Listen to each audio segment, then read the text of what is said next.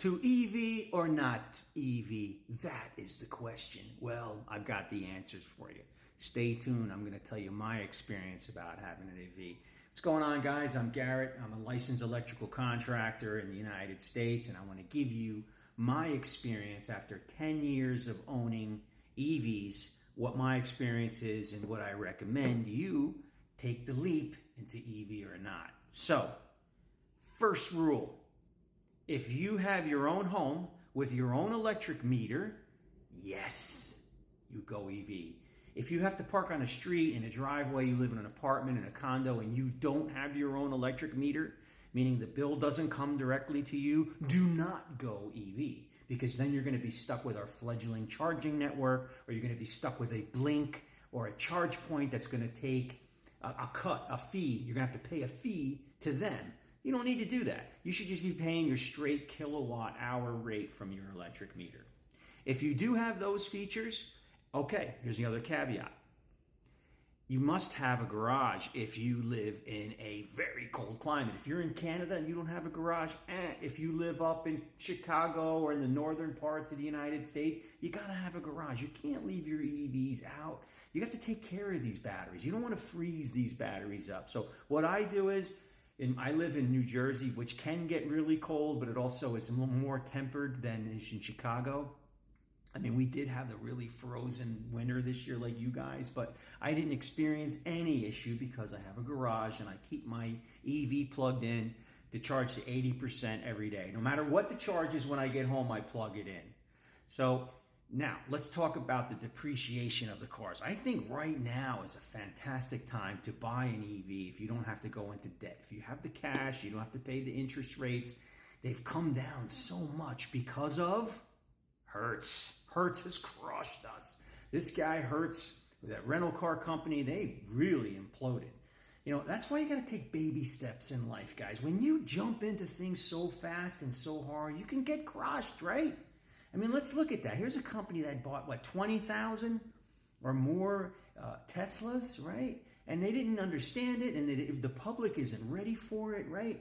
You don't want to rent a Tesla if you don't understand you don't have one, because you don't know how to charge it. You don't realize where the chargers are. So that was a terrible decision on the count of Hertz. It was great for Tesla stock and great for Tesla when it happened, but they're just not ready yet. Now, will I say in the future it will be? Absolutely. We'll all be EVs, but right now we're not. And it's actually a good thing because there's not enough of us.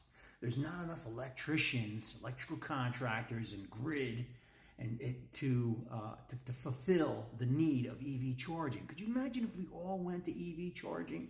So the pessimism that you guys have, keep it up. It's good. You can fight it as long as you can. Great. But eventually we will be going to EV. So you do have a little time, but I would say, if you have your own house, you have your own meter, you have the means, definitely go EV. I'm saving so much money. My car has never been to the dealer. Never. My Model Y I bought in 2021 has never seen a service center. Nothing. I've put windshield wiper fluid in one set of tires. I've got 50,000 miles. I absolutely love it. But it's depreciated like a rock.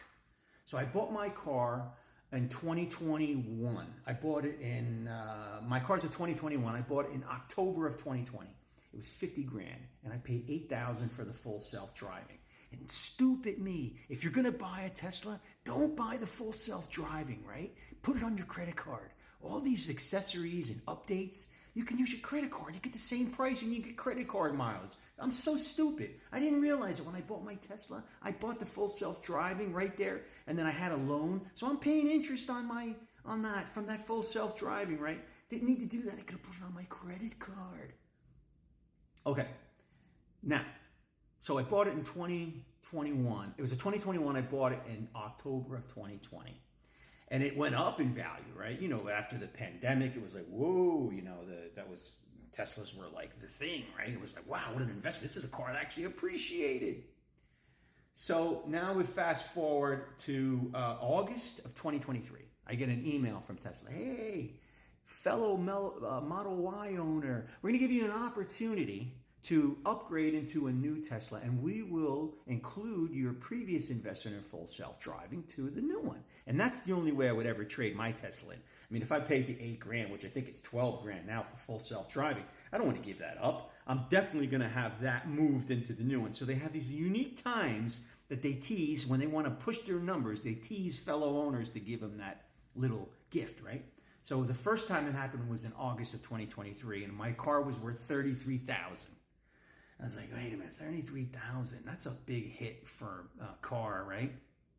Well, I said, nah, I'm not interested. Well, I just got another email. So if they're doing it again right now, they want to push their numbers up. So by the end of this first quarter, which ends in March 31st, right, this month, they want to get as many cars out. So they said, hey, fellow Model Y owner, we'll give you your full self-driving to your new one, and we're going to give you $23,000 trade-in value for my Model Y. It's got 50,000 miles on it. Never been into an accident. It runs fantastic. I mean, the battery, I have seen it go down. I used to be able to get like 320 miles on a 100% charge. I think now I'm about 299, 300.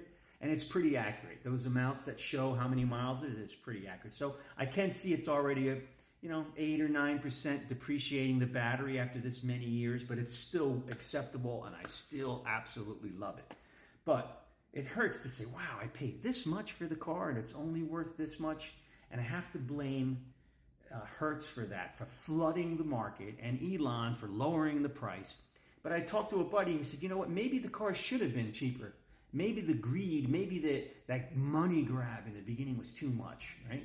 Are those cars really that cheap? Are the parts? I mean, look, there's no motor, there's nothing, right? It's just it's a single drive system, right? They can get those numbers down, mass producing them. They've got all the equipment to stamp. Maybe it is just a cheaper car. Maybe the EVs will just go down in value, but they had that money grab and they took it.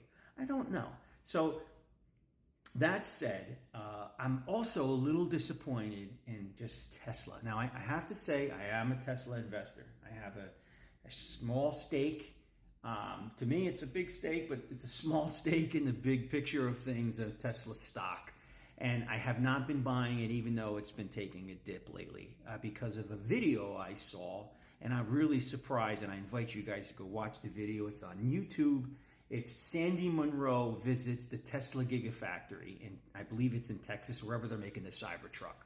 After watching that video, I'm not going to buy Tesla stock for a while. Elon, I don't know you, and I know you're not even going to watch this video, but just can you do one thing really good and then go on to the next thing? After seeing that video, I was like, oh my gosh. It's like Richie Rich. It's like the richest guy who can do whatever he wants, and he's just dropping his money down, but he doesn't have the infrastructure behind it. He doesn't have the staffing, the people behind it. I don't know if they're not getting paid enough or whatever the case may be, but that fragmentation that I saw from that video was very disheartening.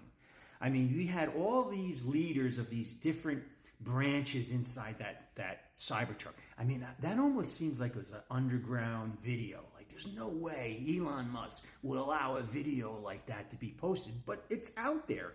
So here's Sandy Munro walking through the whole plant, from the different, where the cold rolled steel is, to how they press it and how they cut it and how they manage it and this and that. But nothing was running. And there was all these leaders, all these guys that were like fighting with each other to speak to Sandy Munro, to like get on the video. They were like cutting each other off. Like, who should I talk to? There was like no foreman. There was no leadership. And you could tell that was a non-union plant. Now, I'm not a union guy, but in some cases, you need structure. And there was no structure in this video. There was all these guys that were like the leaders of the stamping company, or the top guy for the cutting or the welding or the robots or whatever they were, and they were all jumping on top of each other like, look at me, look at me. And you could see that there was just no leadership.